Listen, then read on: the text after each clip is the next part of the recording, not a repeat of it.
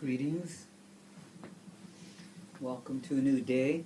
Today is March 31st, the final day of March. And we're going to be reading from Srimad Bhagavatam chapter 13 from the first canto. The chapter is entitled Dhritarastra Quits Home. Om Namo Bhagavate Vasudevaya. Om Namo Bhagavate Vasudevaya. Om Namo Bhagavate Vasudevaya. Narayanam Namaskrityam Naram Chaiva Narottamam Devim Saraswatim Vyasam Tato Jayamudhiraye Nasta Praeshu Bhadreshu Nityam Bhagavata Sevaya Bhagavati Uttama Shloke Bhaktir Bhagavati Naistiki. From our respectful obeisances, the lotus feet of His Divine Grace, A.C. Bhaktivedanta Swami, Srila Prabhupada, who has so kindly given us this wonderful English translation of Srimad Bhagavatam. And also I bow down at the lotus feet of my beloved Guru Dev, who saved me from the shackles of material life. Nityalita Pravishta Ashtotara Satasri Srimad Srila Bhaktivedanta Narayan Goswami Maharaj.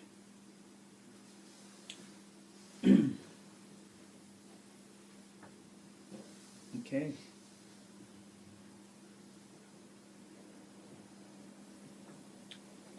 Sri Sutta Goswami said, while traveling on a pilgrimage, Vidura received knowledge of the destination of the self from the great sage Maitreya and then returned to Hastinapur. He became as well versed in the subject as he desired. So we remember from previous chapters that Vidura, after the battle of Kurukshetra, he went on pilgrimage and he ran into Uddhava, who told him about the demise of the Vrishnis dynasty. And then Uddhava sent him to Maitreya, who instructed him on transcendental knowledge. So now Vidura is going to return back to Hastinapur to deliver his brother, King Dhritarastra. After asking various questions and becoming established in the transcendental loving service of Lord Krishna, Vidura retired from putting questions to Maitreya Muni. When they saw Vidura return to the palace, all the inhabitants, Maharaj Yudhishthir, his younger brothers, Dhritarastra, Satyaki, Sanjaya, Kripacharya, Kunti, Gandhari, Draupadi, Subhadra, Uttara, Kripi, many other wives of the Kauravas, and other ladies with children all hurried to him in great delight. It so appeared that they had regained their consciousness after a long period. With great delight they all approached him, as if life had returned to their bodies. They exchanged obeisances and welcomed each other with embraces. Due to anxieties and long separation, they all cried out of affection. King Yudhishthir then arranged to offer sitting accommodations and a reception. After Vidura ate sumptuously and took sufficient rest, he was comfortably seated. Then the king began to speak to him, and all who were present there listened.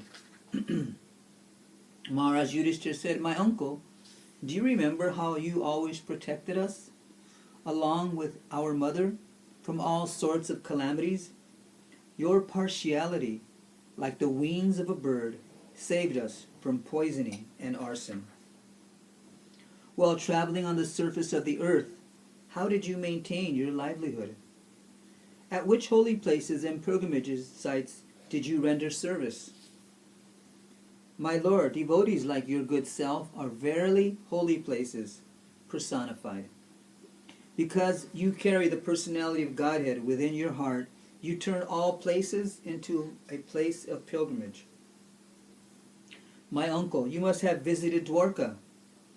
In that holy place are our friends and well-wishers, the descendants of Yadu, who are always wrapped in the service of Lord Sri Krishna. In that holy place are our friends and well-wishers, the descendants who are always wrapped in the service of Lord Sri Krishna. You might have seen them or heard about them. Are they all living happily in their abodes?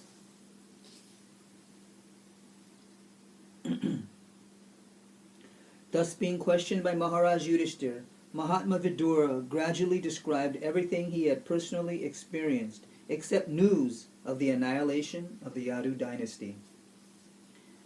Compassionate Mahatma Vidura could not stand to see the Pandavas distressed at any time.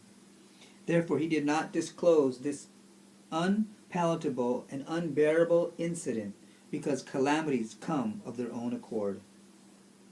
Thus Mahatma Vidura, being treated just like a godly person by his kinsmen, remained there for a certain period just to rectify the mentality of his eldest brother, and in this way bring happiness to all the others. As long as Vidura played the part of a Shudra, being cursed by Manduka Muni, Aryama officiated at the point of Yamaraj to punish those who commit sinful acts. So it's interesting that Vidura was actually Yamaraj, or the superintendent of death, who dishes out the punishment to the sinful. So he had been cursed to take birth as a Sudra, so that then he came as Vidura. So during that time, who was taking care of Yamaraj's post? And it's described that Aryama was taking the post for Yamaraj. Having won his kingdom and observed the birth of one grandson, competent to continue the noble tradition of his family, Maharaj Yudhishthir reigned peacefully and enjoyed uncommon opulence in cooperation with his younger brothers, who were all expert administrators to the common people. Insurmountable eternal time imperceptibly overcomes those who are too much attached to family affairs and are always engrossed in their thought. Mahatma Vidura knew all this, and therefore he addressed Dhritarastra, saying, "My dear king, please get out of here immediately. Do not delay. Just see how fear has overtaken you." So Vidura so very kindly came back to Hastinapur to deliver his brother, King Dhritarastra, who under his reign so many troubles were put to the Pandavas. So even though he had given so much pain to the Pandavas, now he was living in their kingdom with King Yudhishthir as king. So Vidura came to talk some sense into his brother, King Dhritarastra, saying, "What are you doing? It's time for you to go." This frightful situation cannot be remedied by any person in this material world. My Lord, it is the Supreme Personality of Godhead as eternal time, Kala, that has approached us all. Whoever is under the influence of Supreme Kala, eternal time, must surrender his most dear life, and what to speak of other things, such as wealth, honor, children, land, and home. Your father, brother, well-wishers, and sons are all dead and passed away. You yourself have expended the major portion of your life. Your body is now overtaken by invalidity, and you are living in the home of another. You have been blind from your very birth, and recently you have become hard of hearing. Your memory is shortened, and your intelligence is disturbed. Your teeth are loose. Your liver is defective, and you are coughing up mucus. These are all the symptoms of old age. Alas, how powerful are the hopes of a living being to continue his life. Verily, you are living just like a household dog, and are eating remnants of food given by beam. There is no need to live a degraded life and subsist on the charity of those whom you tried to kill by arson and poisoning. You also insulted one of their wives and usurped their kingdom and wealth. Despite your unwillingness to die and your desire to live, even at the cost of honor and prestige, your miserly body will certainly dwindle and deteriorate like an old garment. He is called undisturbed who goes to an unknown, remote place and freed from all obligations quits his material body when it has become useless.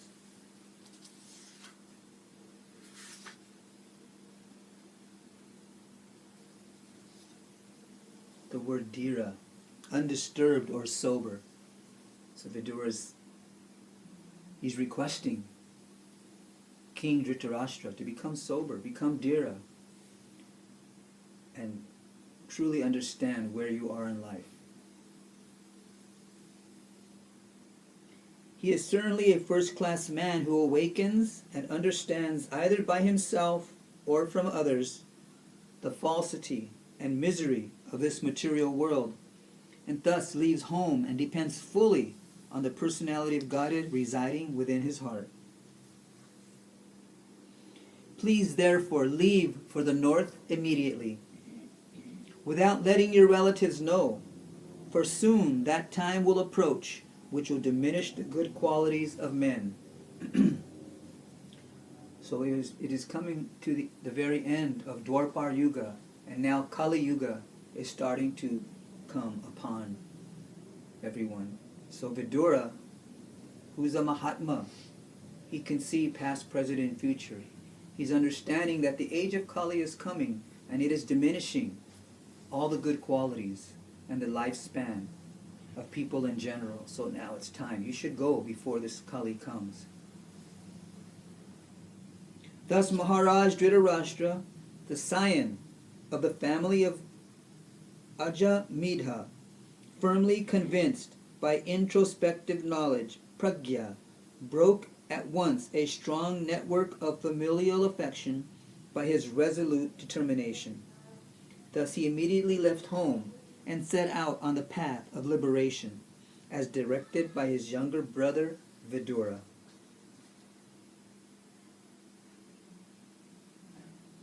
Interesting point Srila Prabhupada makes in the previous verse in the purport. He says, a conditioned soul is already degraded by the material association, and still in the Kali Yuga, the good qualities of a man will deteriorate to the lowest standard. He was advised to leave home before Kali Yuga approached because the atmosphere which was created by Vidura, his valuable instructions on the facts of life, would fade away due to the influence of the age which was fast approaching. To become Narottama, or a first-class human being, completely depending on the Supreme Lord Krishna, is not possible for any ordinary man. It is stated in Bhagavad Gita 7:28 that a person who is completely relieved of all taints of sinful acts can alone depend on the Supreme Lord Sri Krishna, the personality of Godhead. Dhritarashtra was advised by Vidura at least to become a dhira in the beginning, if it were impossible for him to become a sannyasi or a narottama. Persistently endeavoring on the line of self-realization helps a person to rise to the condition of a narottama from the stage of a dhira. So you're saying that he couldn't completely engage himself in the service of the Lord, so at least he should become a dhira, or a sober person. So Vidura takes him to the north, to the bank of the Himalayas, and it teaches him how to perform Ashtanga Yoga, or all the different 8 limbs of yoga process. And we'll read later on, it describes the different things that King Dhritarashtra was doing to purify himself. The gentle and chaste Gandhari, who was the daughter of King Subal of Kandahar, or Gandhara, followed her husband, seeing that he was going to the Himalaya mountains, which are the delight of those who have accepted the staff of the renounced order, like fighters who have accepted a good lashing from the enemy. Maharaj Yudhishthira, whose enemy was never born, Ajata Shatru, performed his daily morning duties by praying, offering fire sacrifice to the sun god, and offering obeisances, grains, cows, land, and gold to the brahmanas. He then entered the palace to pay respects to the elderly.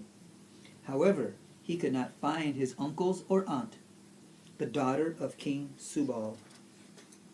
Maharaj Yudhishthira, full of anxiety, turned to Sanjaya, who was sitting there, and said, "O Sanjaya, where is our uncle, who is old and blind?"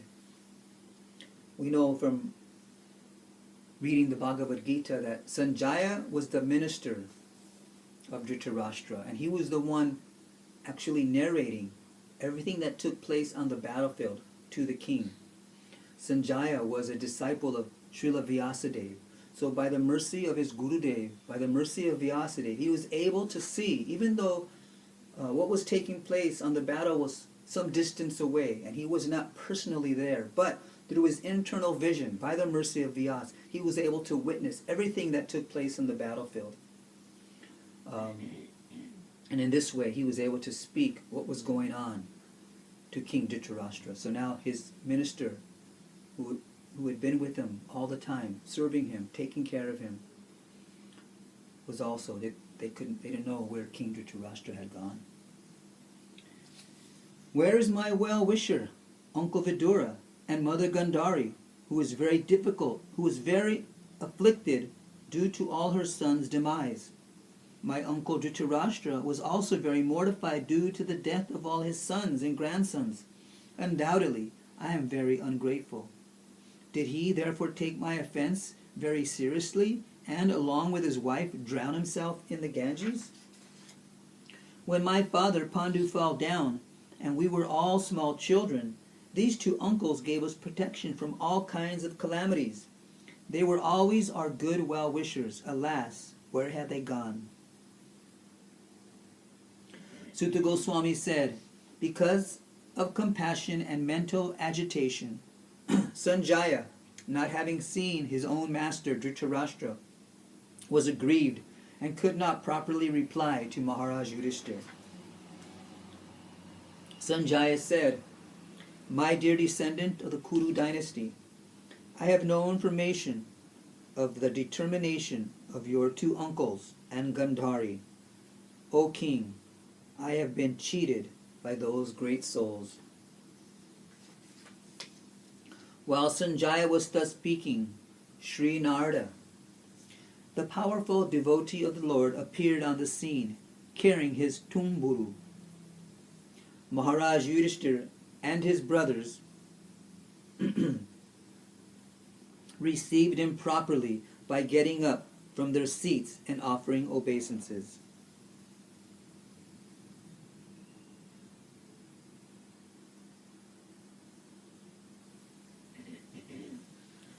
Maharaj Yudhishthira said, "O godly personality, I do not know where my 2 uncles have gone, nor can I find my ascetic aunt, who is grief-stricken by the loss of all her sons."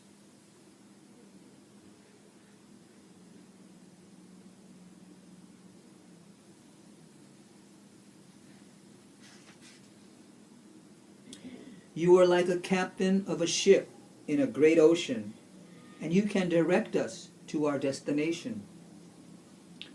Thus addressed the godly personality Devarshi Narada, greatest of the philosopher devotees, began to speak. And here Narada is going to enlighten us once again in the wonderful philosophy of life. Sri Narada said, O pious king, do not lament for anyone, for everyone is under the control of the Supreme Lord. Therefore, all living beings and their leaders carry on worship to be well protected.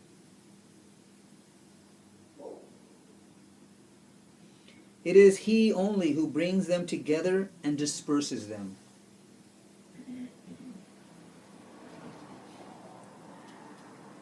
Beautiful purport here. Srila Prabhupada says, I'm not going to read the whole purport because it's pretty astonishing. Every living being, either in this material world or in the spiritual world, is under the control of the Supreme Lord, the personality of Godhead. Beginning from Brahmaji, the creator of this universe, down to the insignificant ant, all are abiding by the order of the Supreme Lord. Thus, the constitutional position of the living being is subordination under the control of the Lord. The foolish living being, especially man, artificially rebels against the law of the Supreme and thus becomes chastised as an asura or a lawbreaker. A living being is placed in a particular position by the order of the Supreme Lord, and he is again shifted from that place by the order of the Supreme Lord or his authorized agents. Brahma, Shiv, Indra, Chandra, Maharaj Yudhishthir, or in modern history, Napoleon, Akbar, Alexander, Gandhi, Subhash, and Nehru. All are servants of the Lord, and they are placed in and removed from their respective positions by the supreme will of the Lord. None of them is independent. Even though such men or leaders rebel so as not to recognize the supremacy of the Lord, they are put under still more rigorous laws of the material world by different miseries. Only the foolish man therefore says that there is no God. Maharaj Yudhishthir was being convinced of this naked truth because he was greatly overwhelmed by the sudden departure of his old uncle and aunt. Maharaj Dhritarastra was placed in that position according to his past deeds. He had already suffered or enjoyed the benefits accrued to him in the past, but due to his good luck, somehow or other, he had a good younger brother, Vidura. And by his instruction he left to achieve salvation by closing all accounts in the material world. Ordinarily, one cannot change the course of one's due happiness and distress by plan. Everyone has to accept them as they come under the subtle arrangement of Kal, or invincible time. There is no use trying to counteract them. The best thing, therefore, that one should endeavor to achieve salvation, and this prerogative is given only to man because of his developed condition of mental activities and intelligence.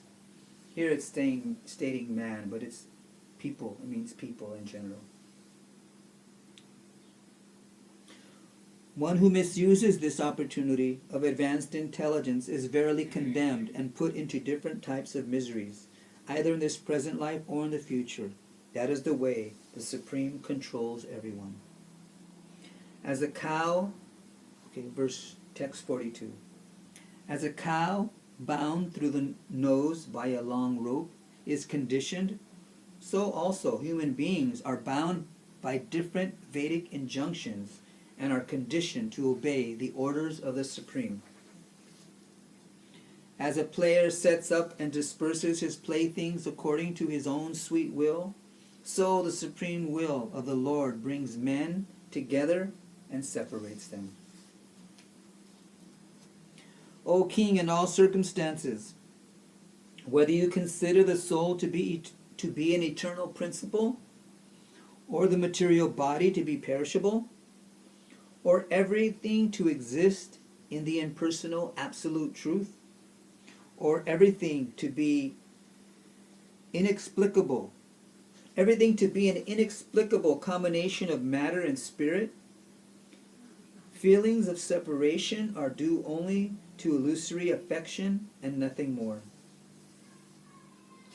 Therefore, give up your anxiety due to ignorance of the self. You are now thinking of how they, who are helpless, poor creatures, will exist without you. Therefore, give up your anxiety due to ignorance of the self. All our anxieties are due to ignorance of knowing who we are. Here Narada is saying, you are pure spirit soul. You are eternal. You shouldn't not lament for anyone. It's a very beautiful verse. I'm going to read the Sanskrit. Kala, karma, guna dino, deho yam pancha bhautika, katam anyas to go payet, sarpa grashto yata param. The first line is Kala, Karma, Guna, Dino. Kala meaning eternal time.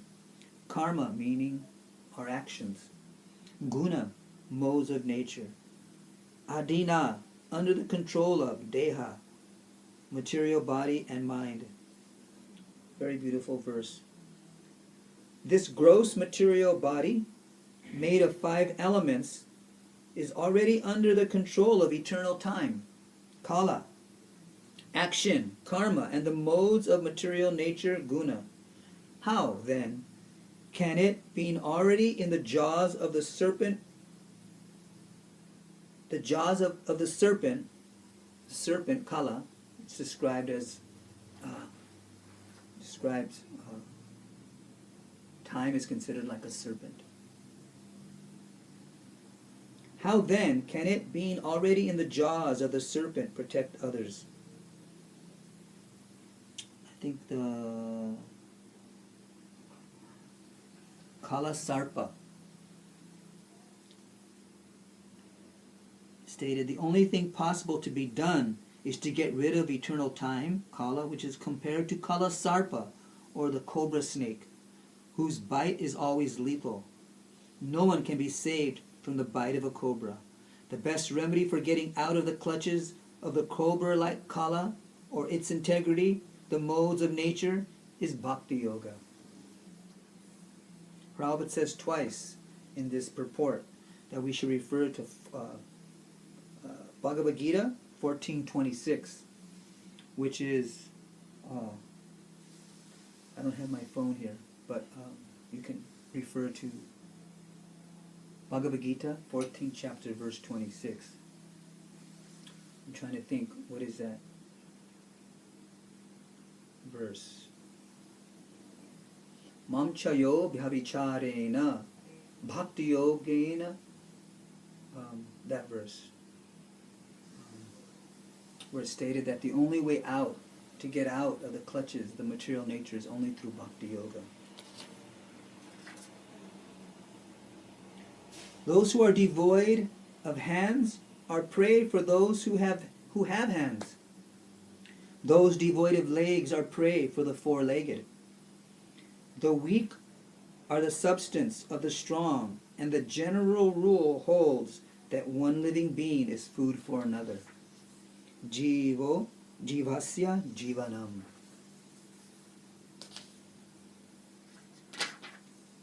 Therefore, O King, you should look to the Supreme Lord only, which is none without a second, and who manifests himself by different energies, and is both within and without. The words of the sadhu is sometimes considered like a sharp sword. Sadhu means to cut. So when we come in contact with a sadhu, we should not expect to be flattered or told what we want to hear.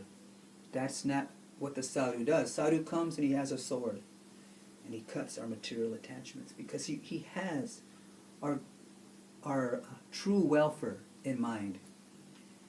He doesn't want to see us suffer in this material world. He wants us to enjoy our highest happiness.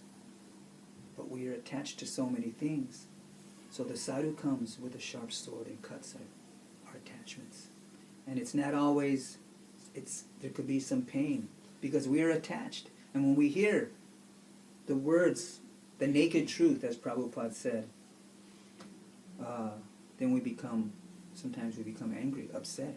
Why? Why is this person coming and telling me these things? But Dhritarastra, towards the end of his life, he had to hear this. And it was only by the mercy of Vidura that he heard, and he left. And now Narada is again coming to cut the attachments of Yudhishthira and speaking the naked truth. Narada says, "Therefore, O king, you should look to the Supreme Lord only, who is one without a second, and who manifests himself by different energies and is both within and without. That Supreme Personality of Godhead, Lord Sri Krishna, in the guise of all-devouring time, Kalarup." Right, Krishna says in Bhagavad Gita, time I am, destroyer of the worlds, has now descended on earth to eliminate the envious from the world. The Lord has already performed his duties to help the demigods, and he is awaiting the rest. And you Pandavas, you may wait as long as the Lord is here on earth. So Narada is just saying, and Pandavas, just as long as the Lord is present, you Pandavas can stay here as you like.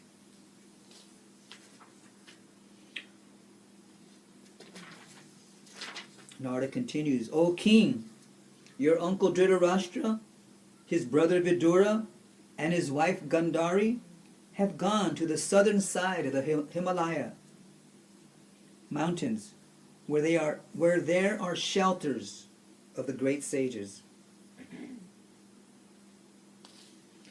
The place is called Sapta Shrota, divided by 7, because there the waters of the sacred Ganges were divided into 7 branches. This was done for the satisfaction of the 7 great rishis. On the banks at Sapta Shrota, Dhritarashtra is now engaged in beginning Ashtanga Yoga by bathing 3 times daily, in the morning, noon, and evening, by performing the Agnihotra sacrifice with fire, and by drinking only water. This helps one control the mind and the senses and frees one completely from thoughts of familial affection."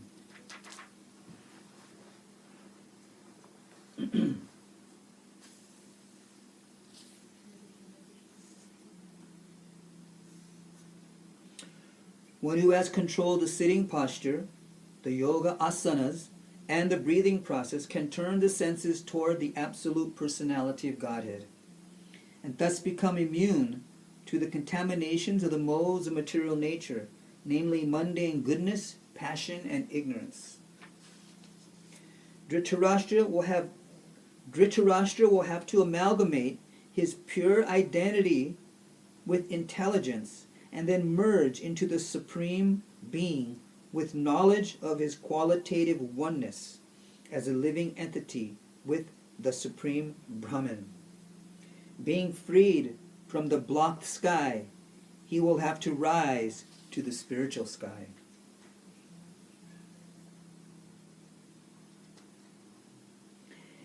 He will have to suspend all the actions of the senses, even from the outside, and will have to be impervious to the interactions of the senses, which are influenced by the modes of material nature.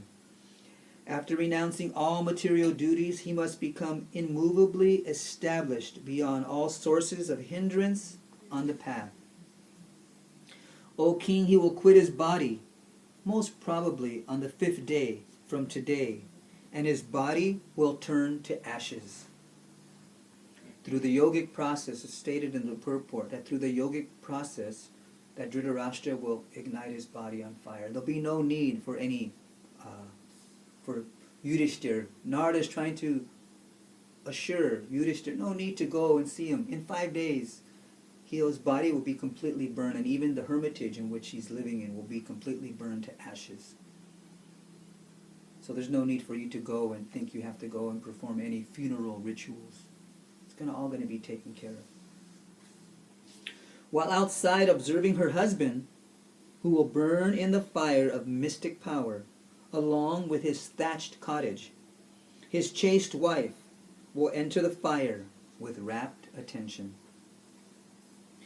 Vidura, being affected with delight and grief, will then leave that place of sacred pilgrimage.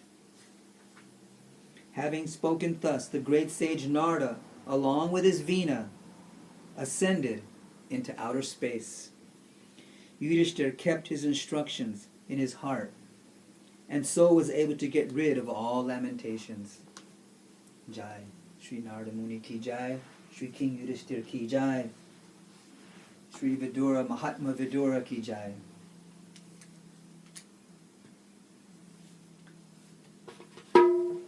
Hare Krishna, Hare Krishna, Krishna Krishna, Hare Hare, Hare Rama, Hare Rama, Rama Rama, Hare Hare, Hare Krishna, Hare Krishna, Krishna Krishna, Hare Hare, Hare Rama,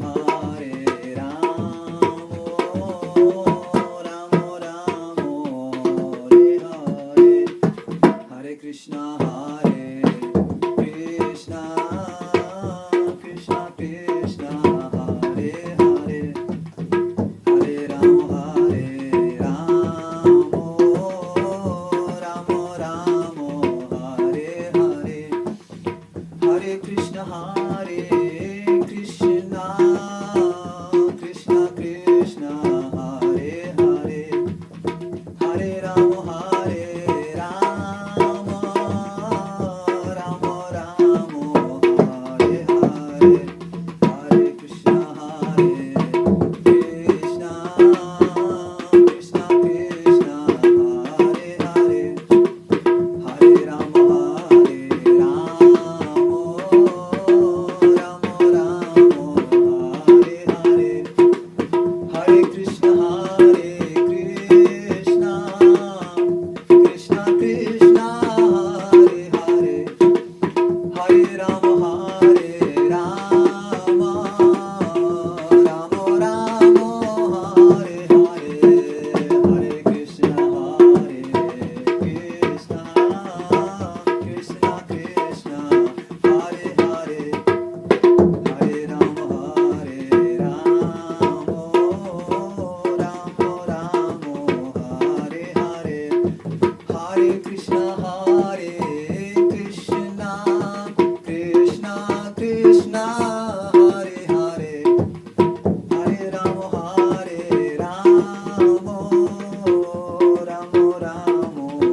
Hare Hare, Radhe Radhe Govinda Govinda, Radhe Radhe Radhe Govinda, Radhe Radhe Govinda Govinda, Radhe Radhe Radhe Govinda, Radhe Radhe Govinda Govinda, Radhe Radhe Radhe Govinda Govinda, Radhe Radhe Radhe Govinda Govinda, Radhe Radhe Radhe Govinda Govinda, Radhe.